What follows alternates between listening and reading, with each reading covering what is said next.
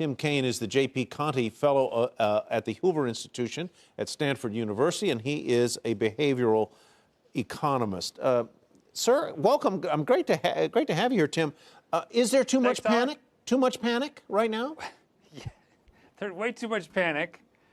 I've thought a lot about Costco and that panic buying. In fact, I made my wife go with me because I wanted to see it as an economist. And, you know, Costco is going to keep restocking their shelves. So I actually think in a week, some of the panic buying is going to die down as long as the government lets the market system work. You're a behavioral economist. What is the behavior you're seeing, either anecdotally or on video or in person? What is it telling you about human behavior and how we act and how we spend?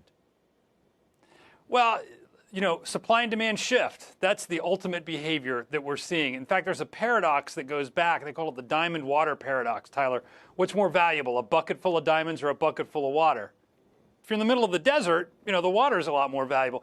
People right now, what they value most is not water or diamonds. It's a sense of assurance and that things are going to be okay. So, yeah, people tend to take actions which maybe make sense on an individual basis but hurt the society. I think they're going to realize pretty quickly, one, the disease, this coronavirus, it's just not that fatal. In fact, when you compare values over time, the value of life, for example, women in the year 1910, 1 in 100 pregnant women died the day of giving birth. This disease is about that fatal. Look, we survived that. We're going to survive this just fine. But there's going to be a slight panic until people sort of realize those Costco shelves, they keep refilling. You have 221 confirmed U.S. cases. There may be more that we don't know about because they are sort of under the radar. People are asymptomatic. They haven't shown symptoms yet, what have you, or they're just not tested. That's in a country of 330 million people. I guess I want to ask a question about us, about us in the media, and that is, do you think that we have fanned this panic, hysteria? My word, not yours. There was an example. A friend of mine that was at the basketball game to watch Steph Curry start playing out here in the Bay Area.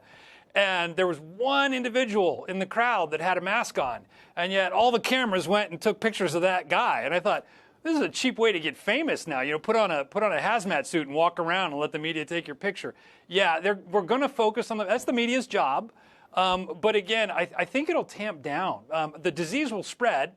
We'll get a grip on how fatal it really is, and that number's going to go down. You know that's right. When we find out there's more of these cases where people aren't even symptomatic. And we're going to be okay. The one thing I worry about, Tyler, is what if the government overreacts? What if the government panics and sets price controls on things? Well, then that's really going to seize up the economy and cause some long-term damage. That's what I'm hoping we avoid. What's happening at Stanford? What do you sense around the campus? What do you sense in your classes? What do you sense at athletic events and so forth?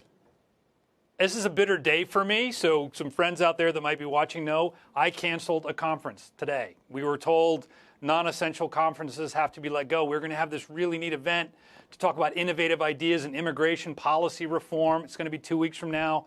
I had some people back out because their corporations didn't want them to go, or their universities. So yeah, I mean, I'm seeing it here in my personal life, and it's disappointing. But the money that people save, as John Taylor said today, a Stanford colleague, we may not spend as much on leisure activities and travel, but heck, Netflix stock's probably going to go way up because people are going to stay home and be, buying pay-per-views. So we're going to be okay. Tim, thank you very much. Tim Kane at Stanford, Hoover Institution. Appreciate it.